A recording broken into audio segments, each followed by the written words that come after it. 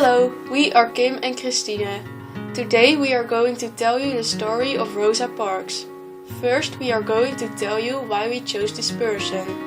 Then we are going to tell about her early years and how she grew up. Later we will tell you what she has done that makes her special. We will also tell you if Rosa Parks worked with other colleagues or alone. At the end we are going to tell you what influence Rosa Parks still has. We wanted to talk about this person because we already knew something about her. At history classes we had a subject about the United States and she was discussed as well.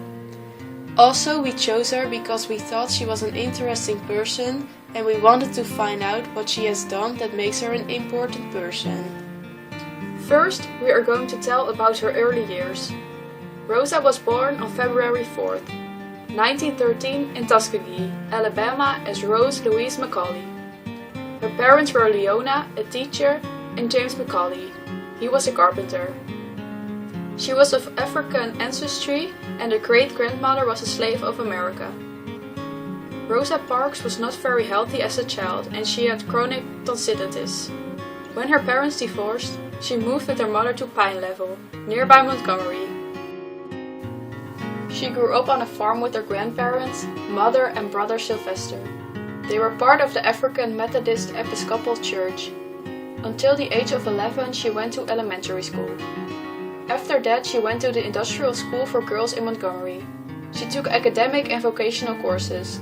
Then Rosa Parks went to a laboratory school, but she dropped out because she had to take care of her grandmother and mother. Around the 20th century, new laws were adopted. Black people didn't have civil rights and they couldn't vote. The Jim Crow laws were accepted in 1890. Racial segregation was legal and bus and train companies were separated sections for black and white people. School buses were unavailable for black children. Rosa Parks had to walk to school. She said, "I'd see the bus pass every day, but to me that was a way of life. We had no choice but to accept what was the custom. The bus was among the first ways I realized there was a black world and a white world." Although Parks' autobiography recounts early memories of the kindness of white strangers, she could not ignore the racism of her society. When the Ku Klux Klan marched down the street in front of their house, Parks recalls her grandfather guarding the front door with a shotgun. Repeatedly bullied by white children in the neighborhood, Parks often fought back physically. She later said that, "As far back as I remember, I could never think in terms of accepting physical abuse without some form of retaliation if possible." In 1932, Rosa married Raymond Parks, barber from Montgomery. Rosa took numerous jobs, ranging from domestic worker to hospital aide. At her husband's urging, she finished her high school studies in 1933. In that time, less than 7% of African Americans had a high school diploma. In that time, people had to take a test to prove they were smart enough to vote. Despite the Jim Crow laws and discrimination by registers, she succeeded in registering to vote on her third try. On December 1st, 1955, after a long day's work at the Montgomery department store, where she worked as a seamstress, Rosa Parks boarded the Cleveland Avenue bus for home. She took a seat in the first of several rows for colored passengers. Though the city's bus ordinance did give drivers the authority to assign seats, it didn't specifically give them the authority to demand passengers to give up the seat for anyone. However, Montgomery bus drivers had adopted the custom of requiring black passengers to give up their seats to white passengers when no other seats were available. If the black passenger protested, the bus driver had the authority to refuse service and could call the police to have them removed. As the bus Rosa was riding continued on its way, it began to fill with white passengers.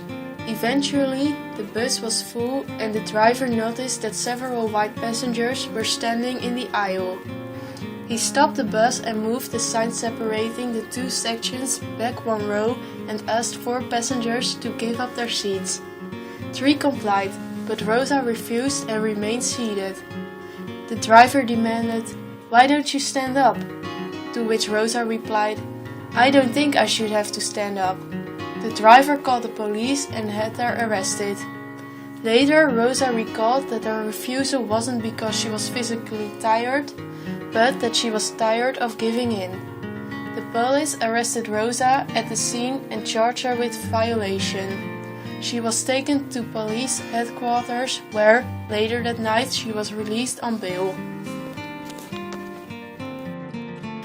On the evening that Rosa Parks was arrested, E.D. Nixon, head of the local chapter of the NAACP, began forming plans to organize a boycott of Montgomery's city buses. Ads were placed in local papers and handbills were printed and distributed in black neighborhoods. Members of the African American community were asked to stay off city buses on Monday, December 5, 1955, the day of Rosa's trial, in protest of her arrest. People were encouraged to stay home from work or school, take a cab, or walk to work. With most of the African American community not riding the bus, organizers believed a longer boycott might be successful. On the morning of December 5th, a group of leaders from the African American community gathered at the church in Montgomery to discuss strategies and determined that their boycott effort required a new organization and strong leadership. They formed the Montgomery Improvement Association, electing Montgomery newcomer Martin Luther King as minister of the Dexter Avenue Baptist Church.